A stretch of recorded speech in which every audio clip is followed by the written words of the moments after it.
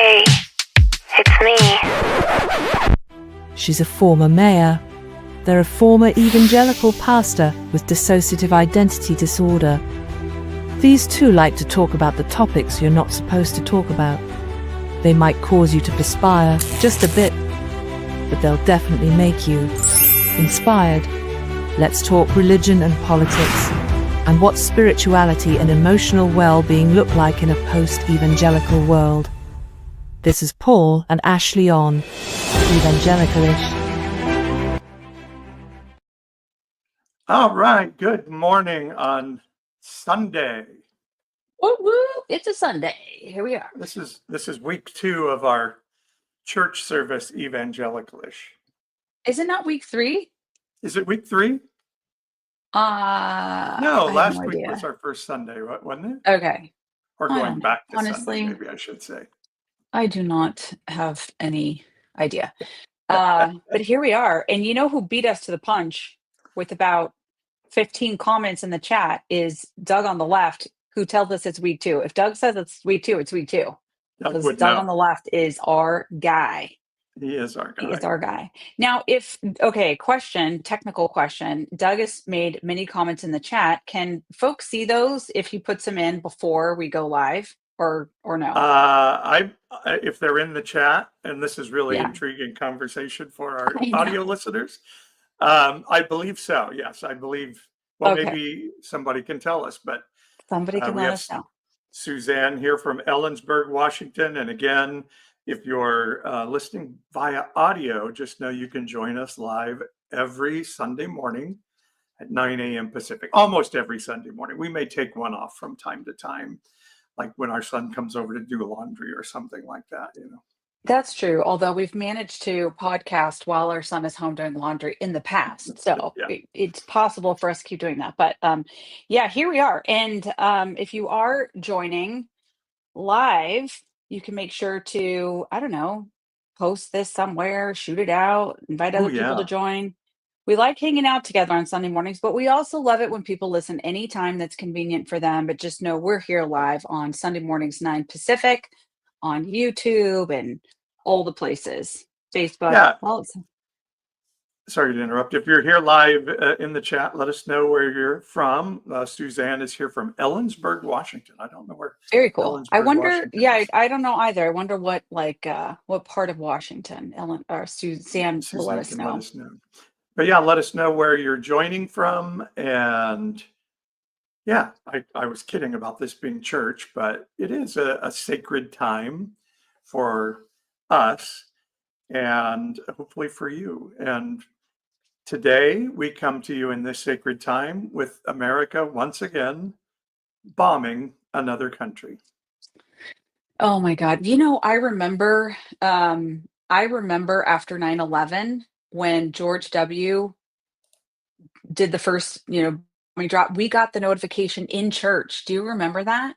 It was a Sunday morning our time when we Really? were all getting word. Yes, it was. Yes. And it was when we were meeting at Nelson Elementary, so a local small school in our community. We were having church there. And I remember going like, would I have had a cell phone back then? I don't know. Anyway, somehow we found out and the whole church was like, we just bombed Iraq. And here we are again. We just bombed Iran. It reminds me of that old song, Bomb Iran. Do you remember that song? Well, here's what I remember about that. I remember being in 7th grade at Chaffin Junior High in Fort Smith, Arkansas. And I was in the little, kid cheering section for our junior high football team. And people started singing the song, bomb, bomb, bomb, bomb, bomb. And I just jumped in and full throated bomb, bomb, bomb. And I had no idea what I was saying as a 12-year-old. But I was like, oh, this is what we do, this is what we say, and what, bomb Iran, yeah, woo, oh my God. Because we were educated in our era. I'm not sure how it works today. I'm sure our current administration may try this again, but we were taught that when America bombs something, not only is it godly, because God Yes. endorses everything Yes, we do. that's right. It's God's will. Yep. Guilty, and it fixes things. we bombed the Japanese with the big one, and that fixed everything in World War II. And somehow we still believe our bombs can fix the world. Now, us bombing can have a debilitating effect on people for a moment, but I posted myself yesterday the quote that I remember seeing a CIA agent say in a documentary: every time we bomb something in the Middle East, we prove to people who live there that we are who Al-Qaeda says we are, who the Ayatollahs say that we are, and another 1,000 families give their children to Al-Qaeda. So yes, we may be able to Yeah. say, shut them up for now, but we create generational issues. I Yeah. think the thing that is, sorry, did Go you ahead. finish your point?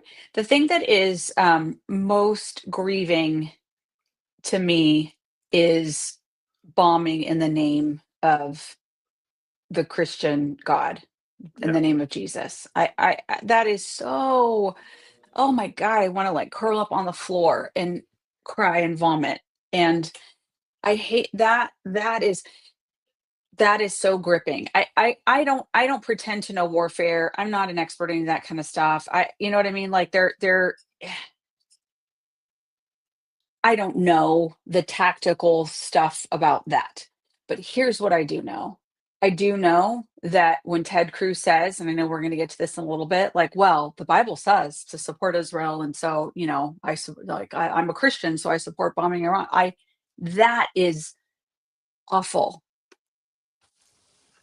It's part of the danger of the literalist who says God wrote every word of the Bible, and therefore it's true, that there is genocide commanded by God in the Hebrew scripture that Christians call the Old Testament. And so we're like, see, God got angry at Joshua for not wiping out the entire group of people. God got angry at King Saul because he didn't kill every man, woman, and child and their cattle. And therefore we can justify horrible things. In fact, my own father used to tell us that Japan's economy outstripped the US economy after World War II because God had given us the ability to wipe them out and we didn't do it. I mean, it goes to our topic today about toxic empathy. Like, you can't have empathy for those people because they're sinners.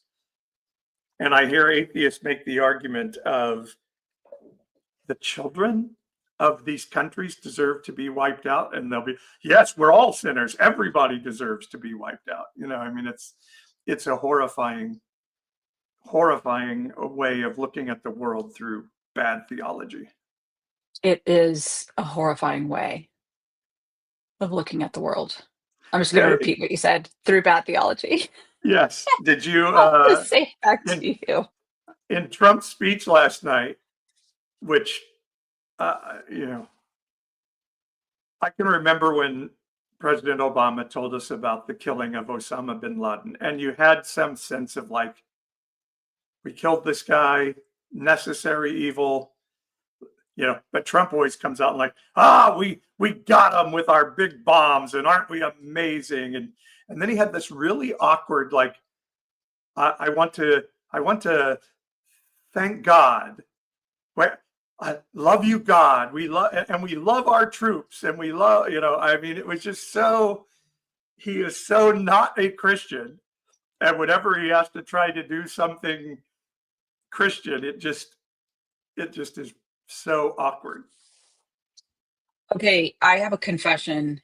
I did not watch the speech last night. Yeah, you're lucky. I thought, I'd like to, I'll get news coverage of it, but I don't want to like take it in. So well, maybe I did not see that.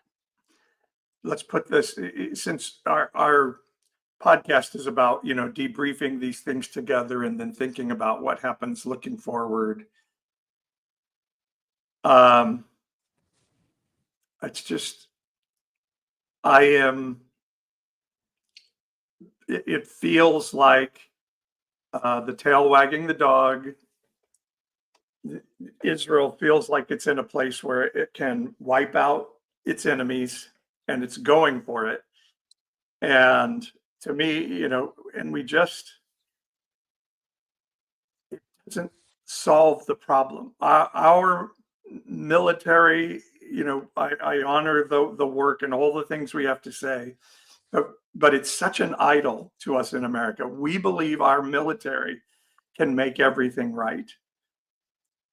And I really believe hundreds of thousands of people coming to our border should prove to us that our military, our economic meddling in the affairs of other countries in our own interest doesn't work. It makes things long-term worse, despite making us feel temporarily safe and temporarily like we have big Well, body you keep saying we. organs. I don't know how many people feel that way. Like I don't. I think people are real to see this this MAGA civil war this week of words. I think there's a. I think a lot of people are real fed up with this kind of stuff, and I would say that I so appreciate when military leaders come out and retired military leaders that can talk about what's going on now, that are still pretty current on things. They're just um, they are the ones saying this, we do not idolize this. They are the ones saying there's a reason why we don't do military parades. There is, I think, a humility and a Oh, sorry to reverence. interrupt, but you just reminded me how icked out I still am from the military. As much as we got a laugh about that nobody showed up and the squeaky wheels on the tank, just yeah. Yeah. Yep. But I that that voice of restraint that I hear coming from not kind of unraveling from that we always idolize, anytime we that sort of that air, that World War II wash over everything of our lives so far. I hope so. I think so. Just let me push back on that a little bit with the idea of if a president came in and said, we're going to cut the military budget by 50% so that we have money to pay for healthcare and food for every poor person in America. I wonder if that president could get elected, or if that candidate, or I wonder what the ramifications of that would be. Because even with Biden, it's like, oh, we're weak, and so all of these things are happening in the world because we're weak. I still think there is an idolization of we have to be the strongest country in the world, or else chaos ensues. Militarily Oh, strongest. I would definitely. We could get into a very long Yeah, we argument, and could. neither of us are very well informed. But I don't know that maintaining the military strength of the U.S. means you're idolizing it. I don't necessarily think that. It could be, but I don't think it necessarily is. Well, And I don't know and that again, I'm you talking about a washed. corporate heart, but what is it? Our Navy is larger than the next 23 largest navies in the world combined. Donald Trump is proposing $1 trillion military budget. I don't know. That seems pretty idolatrous to me. I mean, where can you go that it's not like military personnel eat free, or there's some deal like that. I'm not Although saying we I shouldn't just honor our think, yeah, I soldiers, think but you're. I think it is. I think there is an idolization of military in our country, and of ability to bomb things, and we think that's I think where you're our mixing a safety bunch of comes different from. stuff, though. I think you're Okay, mixing a bunch of all different right. stuff. So whatever. I mean, um, But well, I mean, we can go into that, or we can move on to something else. yeah, let's move Uh, on. I have one last thing to say on this point. okay. I think the reason why there is a sort of retail value for troops and soldiers eat free and you can get on the airplane if you're military, you get to board early and stuff like that. Um,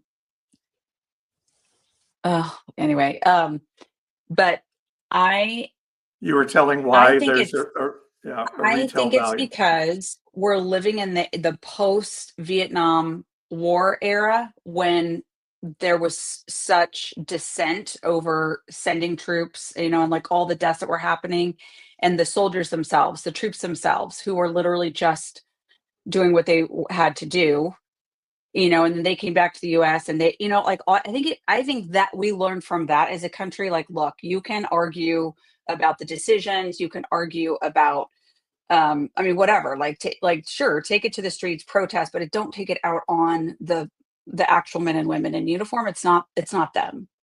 And Okay. I think that's why we see this sort of culture of appreciating those who are, and it's not a pleasant life, and they're like making sacrifices for people. All right. I'll let you have the last word on that. And Okay. we are here to talk about toxic empathy today, which is a thing now in evangelical circles, that empathy is bad. Have you heard this? Like, Well, you told me this was a new thing for you. it is a new I had not been exposed to this stream or this strand of conversation and writing and talking or anything like that, and then you told me about it this week, and I was like, "Wait, what now?" Christians are arguing about whether or not empathy is a sin, and then it's like it turned into this whole, like, I don't know, peanuts flying out of the can kind of thing, and so yeah, you fill us in on what's going on.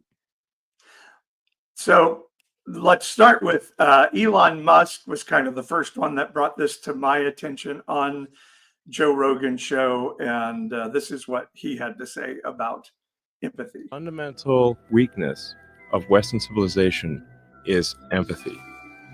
The empathy exploit. Empathy is good, but you need to think it through and not just be programmed like a robot. Like, I believe in empathy. Like, I think you should care about other people, but you need to have empathy for civilization as a whole and not commit to a civilizational suicide. So that's where it kind of started, and that caught a lot of airtime of Elon saying the fundamental weakness of Western civilization is empathy.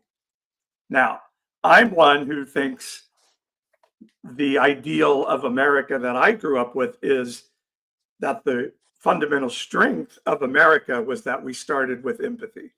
We start with, we care about people, and let's make policy from there. Now, I may have been incredibly naive in that, and was, but I believed what made America different from other countries is we cared about people. We would sacrifice as a nation because we cared about people, while other countries, if when Iran took the Americans hostage, there was this feel of like, well, if those were Russians, Russia would just go bomb things and let them be killed because Russia doesn't care about people, or the Soviet Union doesn't. But now Elon Musk started this idea of saying caring about people is not bad, but it's civilization suicide, because you got to care about the civilization more. Yeah. So, You're not listening to me because you're looking at Pucky saying you look cute today. Do I not look cute today, Pucky? I'm wearing my pride hat and everything. But okay, anyway. this is the yoga hair. This is went to yoga this morning and love my hair wet. Look.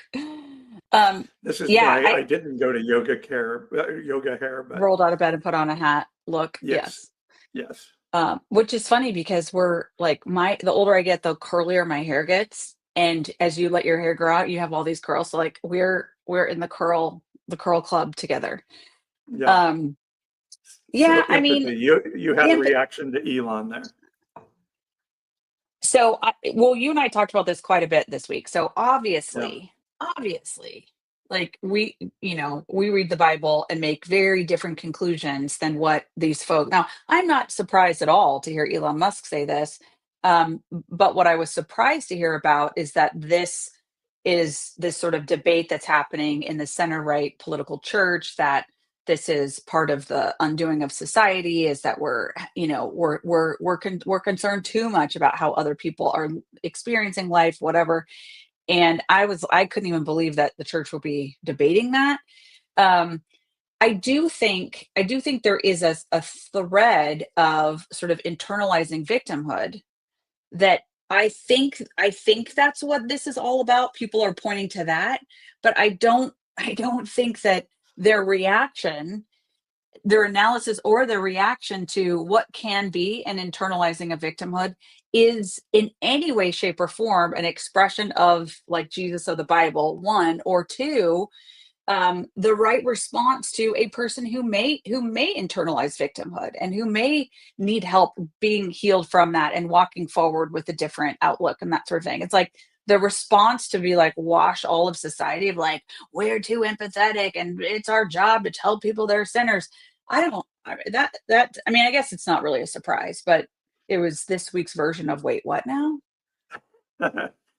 Well, and I think when we talk about the Christian right, and you delve into this space a little bit more than I do in a cultural community sense, but I think what they are calling internalized victimhood sometimes is like just acknowledging that I've been a victim of something. Like That's right. That's and right. that's called internalized victimhood. Yes.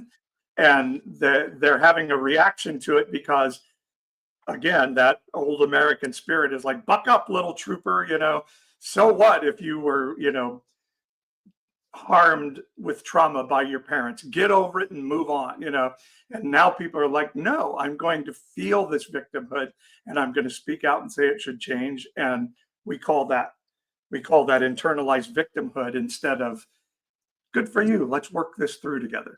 Exactly. That is definitely what I see playing out in our own like local community as people, marginalized communities of color try to lift up, hey, these are the things that have been going on for a very long time that still impact us today.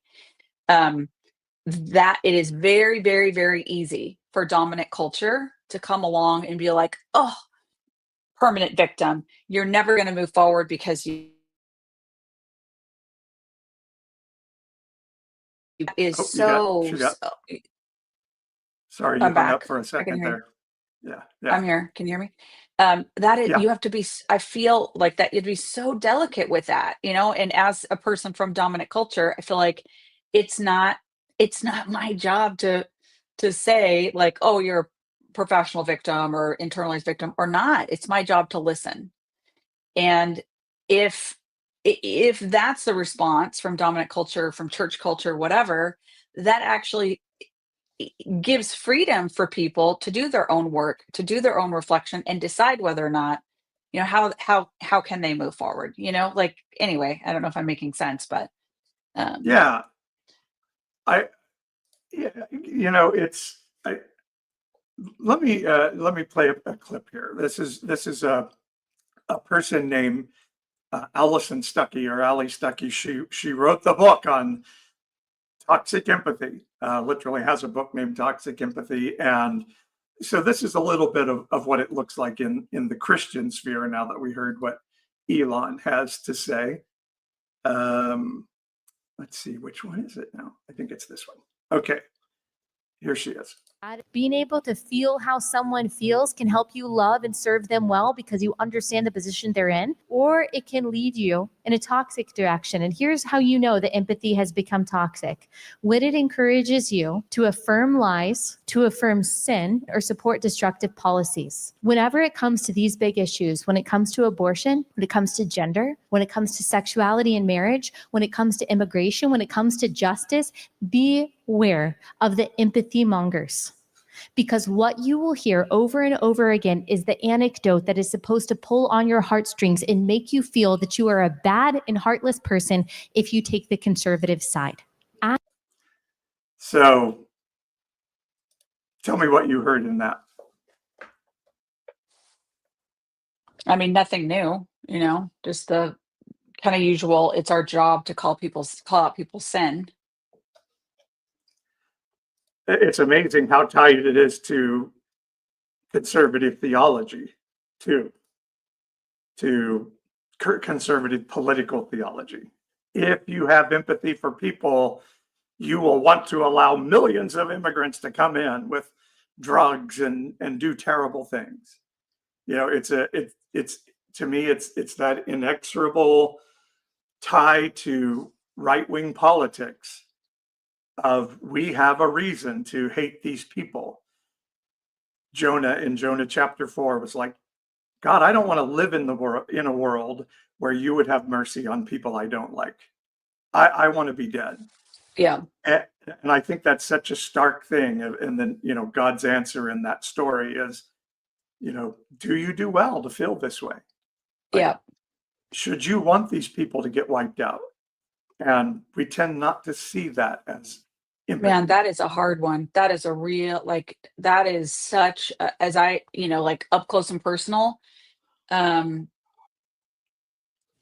and in such a pedestrian way, like in no way, like is anybody's life on the line or anything like that. But just, you know, in my own life, people I've had scuffles with or, you know, been opponents of, in the political space, like reckoning with the fact that sort of the outpouring of like, hey, things get better for everybody, it means they get better too. You know, it means that my opponent gets wins. It means that like having a heart to that's open to that and understanding that I don't just get my way all the time. That is a really, really tough heart challenge. But so important. And I think from a spiritual person perspective, I don't even call it a Christian perspective anymore because it's been lost so much. But it is, you know, love your neighbor as yourself. So we have to start from a position. I think maybe you said this last night when we were talking of, okay, I'm going to believe you. I'm going to start from a position of when you tell me you've been victimized, I'm going to believe you and then work it through together. Yes, there is a place where we say that happened, and now let's start to work toward what you can control going forward. I totally agree with that. But that has to start with, but first I'm going to understand why you're here. For an immigrant, I think our heart should be like, okay, let's understand why you're here, and then let's treat you accordingly, rather than let's assume you're here for bad reasons. And that if you have brown skin, we can assume that there's a good chance you might be somebody we want to do something horrible to. Instead, we start with the idea of this is a human being worthy of respect and love. And to me, that's what America is supposed to be more than any other nation in the world. And that Allison Stuckey belief of, sure, it helps you care about people, but it'll make you anti-abortion, you know, or make you Right. pro-abortion is such a terrible and unchristian view of the world, an ungodly view. Yeah. Yeah, I think that's the right way to think about it. It's like heart attitude first and practical, smart policy flows from that. And that like that part of it, I love working on that part of it. Um, and especially when you get to work with people from different points of view and like when you really open up to like, hey, I don't have all the solutions, you know, and this is the whole political thing, like that Pucky put in the chat that you have, you know, sort of the view of I guess probably both sides, but for sure the conservatives are like, if you don't think like us, you're bad. And I always just like to think, okay, you know, coming into alignment with someone's experience, understanding what they've been through, being aware that you have blind spots, etc. Like having that empathy, it doesn't have to mean that you co-sign on every prescription for change that that person or that, you know, group of folks may say is what they think is the right thing to change these underlying conditions. It you work together to resolve those things.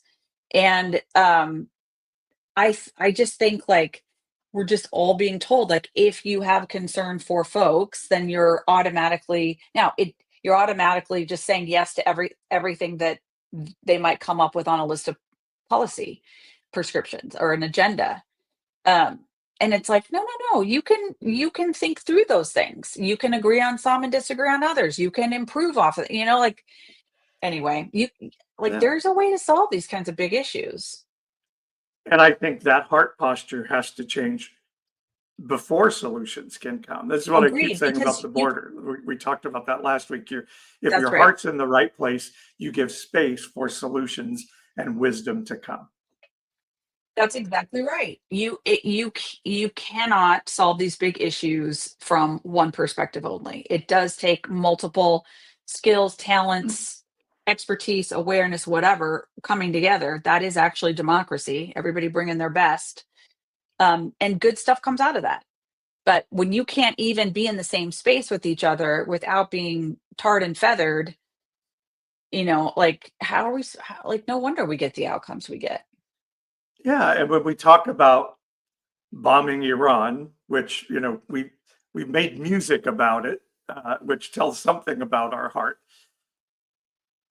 Again, I think the proper posture in something like that should be, or with Gaza, like, okay, the people of Israel and the people of Gaza, the people of Israel and the people of Iran, they all matter. Every one of them is a human being that is valuable and worthwhile. But it seems to me like we look at this as a nation, and again, I think it's changing in a lot of individuals' perception. But as a nation, we're like, okay, Israel are the good guys, and Iran are the bad guys, and so it's not like, do we not bomb because there are human beings there, and we have to have a really good reason to punch a bully in the nose? It's more like, can we get away with it if we bomb Iran? Will it have bad implications on us? There's very little consideration of, in Iraq, we killed over 300,000 perhaps innocent people because our need to have revenge on somebody. We don't think of those people as human beings. And we can play Ted Cruz later here talking about how the Bible says honor Israel. The Bible, the Hebrew scripture also has passages about God's promises for Ishmael. So we can't just say, okay, we're going to kill Arab people or Muslim people because they're bad, when there are good promises in scripture for those folks as well. So, And none of this is like this is your point. This isn't this straightforward, Israel always good, everybody else always bad. It is also true that terrible things happen in Iran. It is also true that Iran does, it's, I think that's what you're trying to call out, not necessarily in defense of, like, one side versus the other, but it's in taking up a posture that says we always stand with, like Jesus says, we have to be with Israel. Like that, like there are so many factors that none of us will ever really be able to reconcile on the outside of being in the situation room and having the data, right? But the right. idea that we go a lot, like we just sort of lockstep because God, Jesus, the American flag, and is, like that needs to be seriously evaluated. Yeah, and I guess some of it is, again, me talking from a visceral response to Donald Trump's speech last night of like, isn't this great? We bombed these people, and if they don't like react the way we want them to, we'll bomb you some more. Instead of like, our heart, I believe, should be, we have this ability to kill so many people, but we do not find it attractive. We do not find it enjoyable. We need to find it a necessary evil. And you just feel like it's this wag the dog thing sometimes of like, a president gets a lot of support when we go bomb things. And it's a really destructive posture to have. Well, like I said, I wonder if that is starting to be eroded because, I mean, we saw all week, a really, really intense debate, center right, and people feeling betrayed that Donald Trump is, getting us involved in something in the Middle East when he's the one who's like, he got elected. In fact, I think it was Pod Save America I was listening to yesterday, and they're like the Iraq War and George W. Bush's hunt for weapons of mass destruction explains the last 20 years of American politics. It's Yeah. why Barack Obama was elected. It's why Donald Trump was elected. And so I don't know, maybe we're, because all of this is in the immediate rearview mirror. Maybe it's because if half are for it, half are against it on the right, and most people on the left are against it, like maybe that's being eroded. Maybe. Again, probably this is a side road, but Marjorie Taylor Greene isn't opposing these bombs because she cares about people. She, the conservative right that's angry at Trump going to war are the America First people, and they're like, why are we paying attention to what anybody else wants in the world when we should only care about ourselves? So even that doesn't really have an empathetic heart behind it. They say your checkbook tells you where your heart is. And again, our huge military budget, I think, says a lot about where our feelings are. I mean, even in Iran, you have Barack Obama saying we're going to use diplomacy and we're going to try to make friends with Iran and bring them back into the rest of the world with us. And we believe that love, if you will cause them to stop financing terrorism around the world. And Donald Trump's belief is like, no, they're just bad, and we have to try to contain them and bomb them. At least that's the stance today. Yes, from a person that said, elect me because I won't get us into any more wars. When Bush invaded Iraq, which 99 out of 100 senators voted in favor of, his popularity rating was sky high. His dad's popularity when we went to war against Iraq around Kuwait, approval ratings skyrocket for the president. So it does tend to be, but yeah, you're out in this society more, and maybe that is changing, and good, bad, or otherwise. I think that would be good to have that change in our hearts.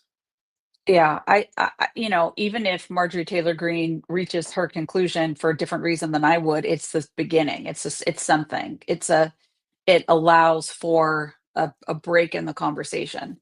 I don't think this is being received. We'll see over the next couple of days. I don't think this is being received in the same way that George W. was received after 9/11. No way. It's not even remotely the same thing. I hope so. And I think you're right. I think this feels a little bit like, wow, Israel's really doing good. We should jump on board with this, rather than something that was well thought through. It feels like a dog pile. It feels like there might be success here. How do I run and get me some of that? It does definitely feel like that. I want to jump in on something Pucky's saying here in the chat, but first, I think it is pertinent to hear Ted Cruz, a senator of the United States, says we have to support Israel in this because of the Bible. And I think that's really interesting to hear. So let me play this clip of Tucker, who makes me throw up in my mouth a little bit, but he really goes after Ted on this one. To refer to the Jewish people, God's chosen people. That's not what it says. Okay, Israel, but you don't even know where in the Bible it is. So I don't remember the scriptural citation. But let's go to war. Okay, it's like Genesis 16 or something like that. But yeah. By the way, you'll hear voices in the background. That's because I got this through the Majority Report podcast, and so commentating in there once in a while. It's in the early. The point is, All right, Tucker, you keep it's a interrupting me little- before no, I finish my it's sentence. important to know what you're talking about. I don't know what you're saying. As a Christian, if I No. believe in Jesus, I have to support the modern state of No, Israel. I'm not saying that. I'm explaining for me what my motivation is. But okay, so I'm just trying to understand. You said God tells you to support the modern state of Israel in the Bible, in some place in the Bible that you heard about, but you don't know where it is. That's your theology. You're going back. Am I a sleazy feline again? I mean, If you don't accuse me of be so- anti-Semitism again, I will say that, but I don't think you will. Wow. So it's Genesis 12. God tells Abraham, an individual, and I understand how some can argue and extrapolate that's he's talking about Israel, but Genesis 12:3 says, I will bless those who bless you, and whoever curses you, I will curse, and all the people of earth will be blessed through you. That verse does not say America has to support the modern nation of Israel, no matter what they do, in any way whatsoever. And Ted even says there in another clip that I didn't run there, but he says the Bible says those who support Israel will be blessed, and those who don't support Israel will be cursed. And that's not what the Bible says. That's not even the verbiage of the Bible at all. Yeah. That is a man-made theology that was created recently, Well, not throughout the history of the and world. that's right. And like I remember my mom saying that. I remember my mom probably, I don't know, 25, 30, 20 years over a period of time. It was always like, God says, you bless Israel, you're going to be blessed. Like she'd walk around the house, like chattering so and her heart was pure, like her heart was to try to live out what she was being told and what she thought was the righteous thing to do. But it just kind of, if you go upstream and you go to the source water of that thinking, it's not actually the Bible.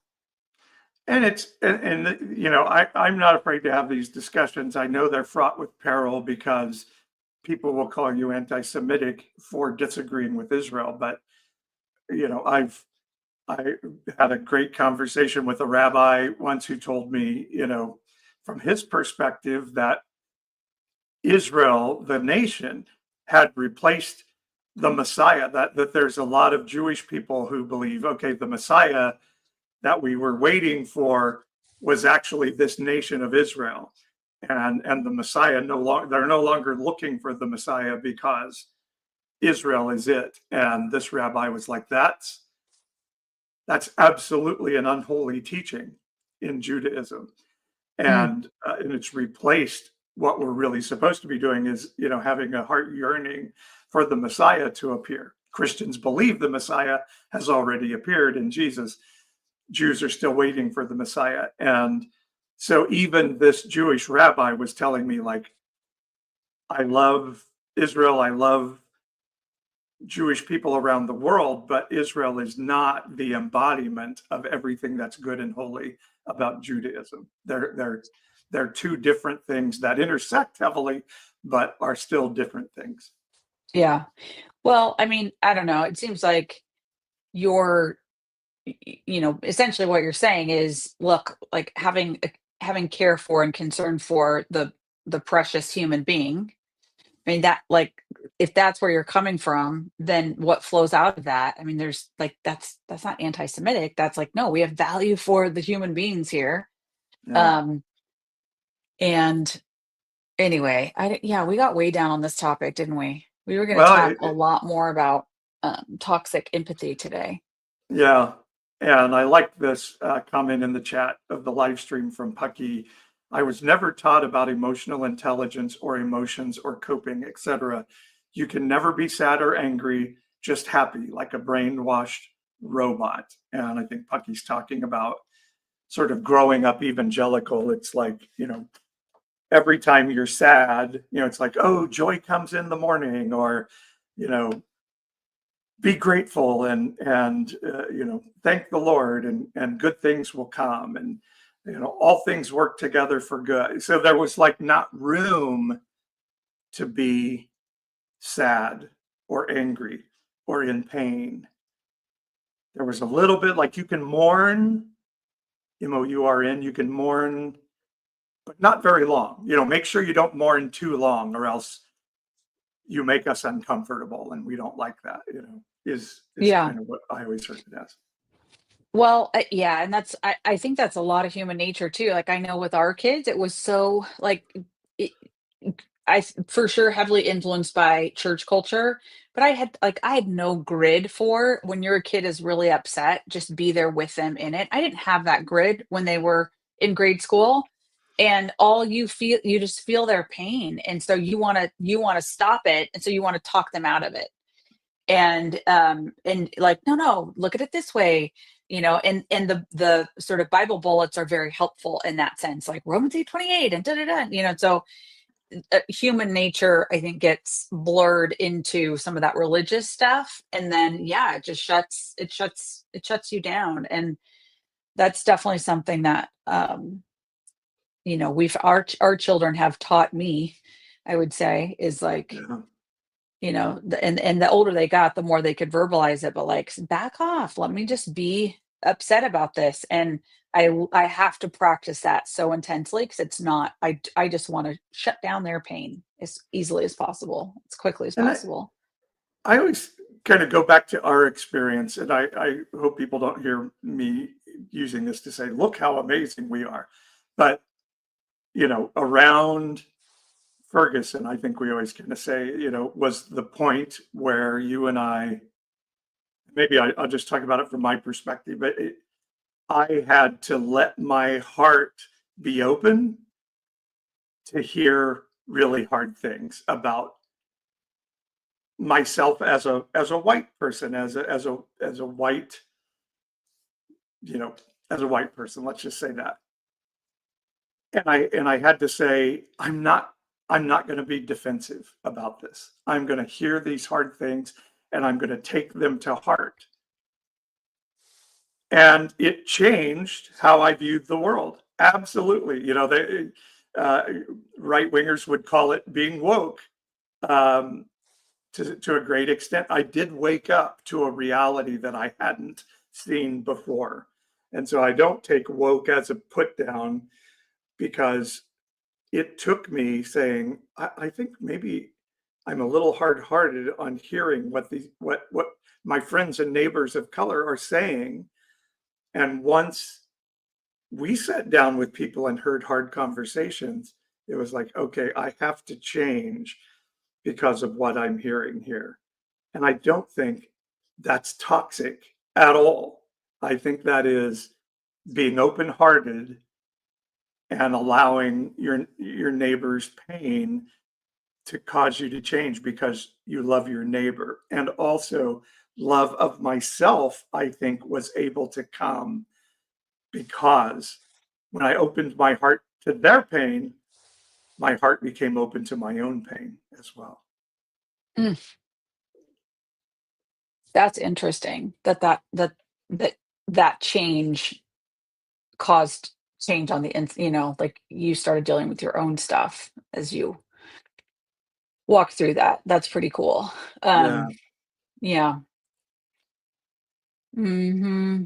It's a lot. It's a lot I could say. I mean, I think, and this kind of goes back to, I don't know, maybe a sort of meta theme of our conversations on Ish is like the effect of the evangelical church on our lives. And there's always a lot of positive that I can point to.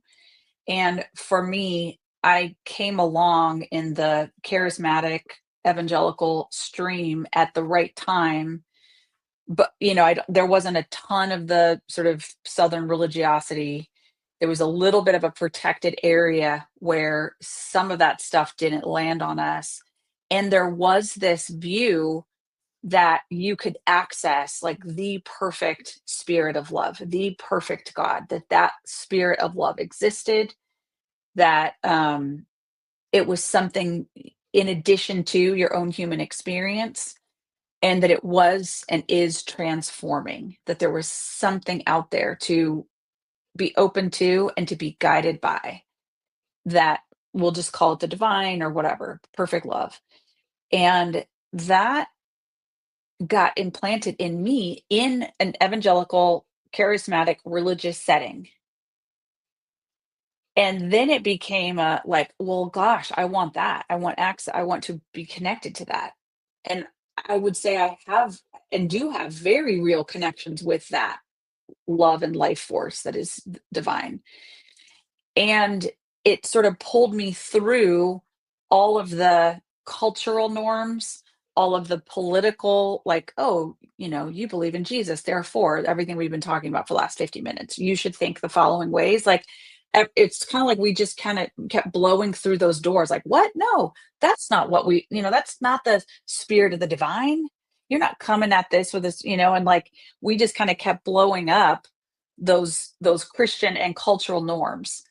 But I do think it is and was and is this, this divine love that pulls us forward. And for me, going through what you just described, I had very real personal conflict with people in my own community because I had been in positions of power. I still had what was perceived as power. And there were, people pushing on me to say, you are not aware of your blind spots. You are not aware of the conditions in your own community that you have led. And we think the following things should be done to fix these things.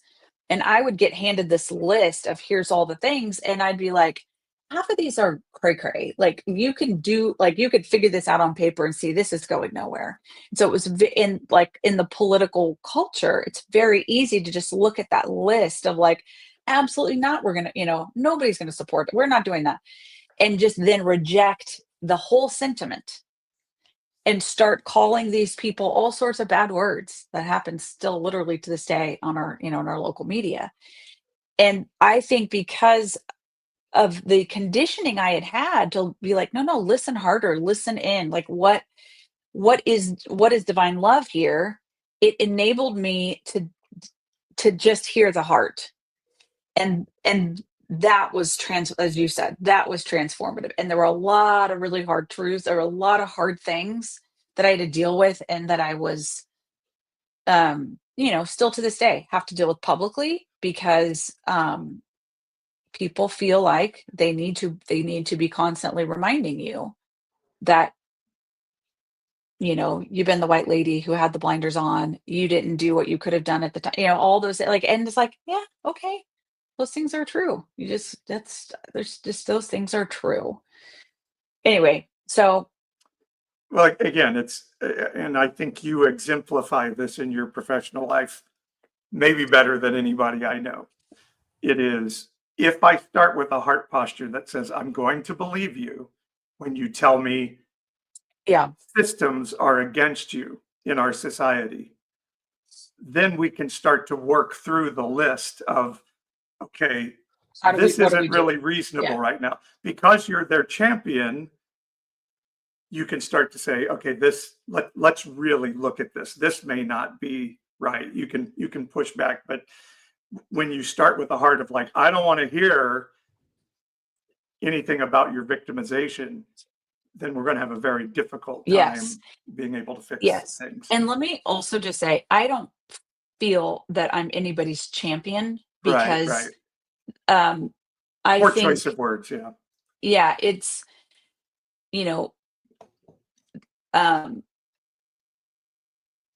I don't have any expectation that there is a personal reconciliation with leaders in my community who are a part of the whole effort to turn things around.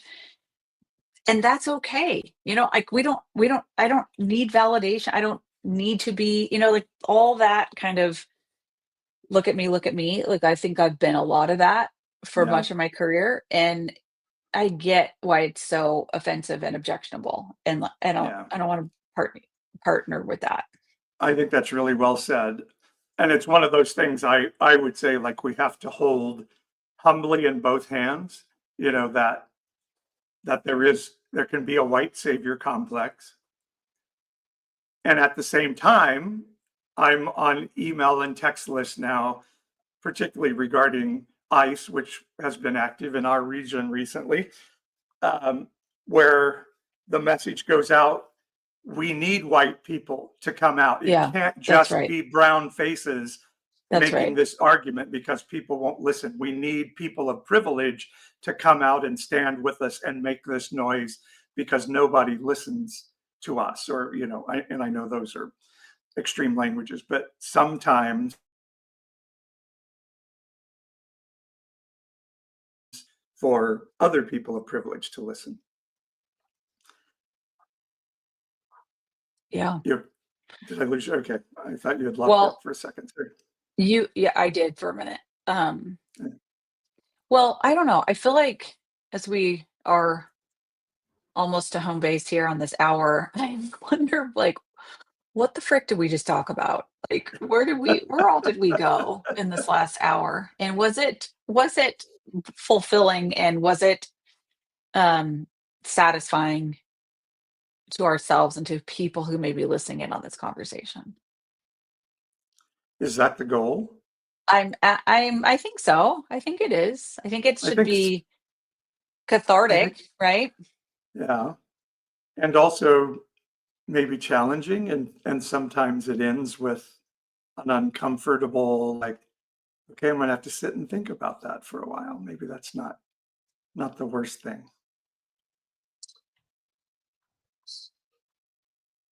Rather than us saying, here's the truth, it's good, we fixed it, take care, everybody, see you next week. Yeah.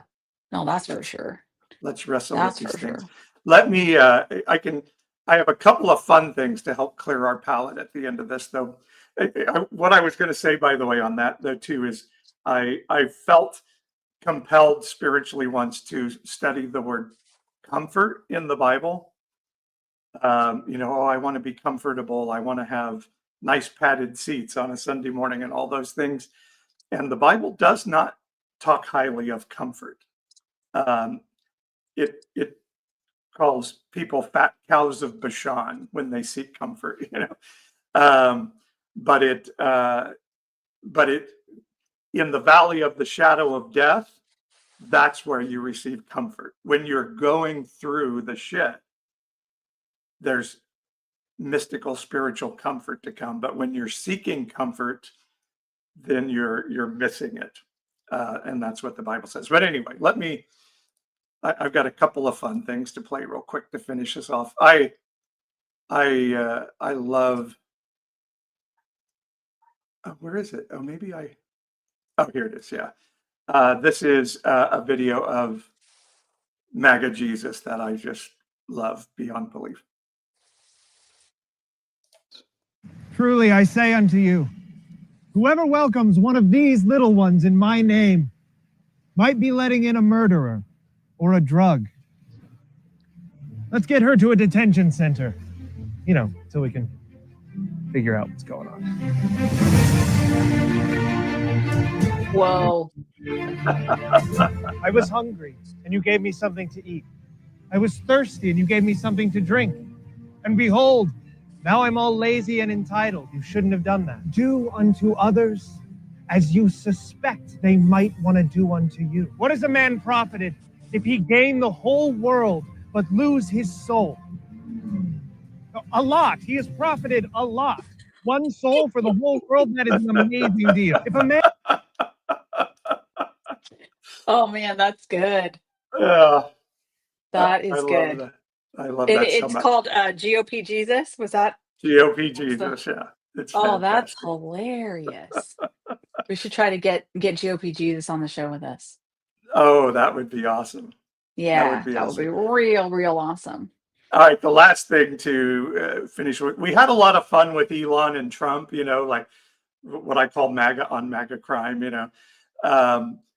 and this week, maybe the most delicious of all was Tucker and Ted going at This it. was It's delicious.